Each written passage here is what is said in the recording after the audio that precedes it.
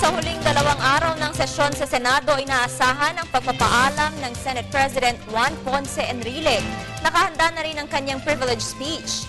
Formal nang magsasara ang 15th Congress at magbubukas naman ang 16th Congress sa Hulyo 22 kung kailan nakatakda ang State of the Nation Address o SONA ni Pangulong Aquino.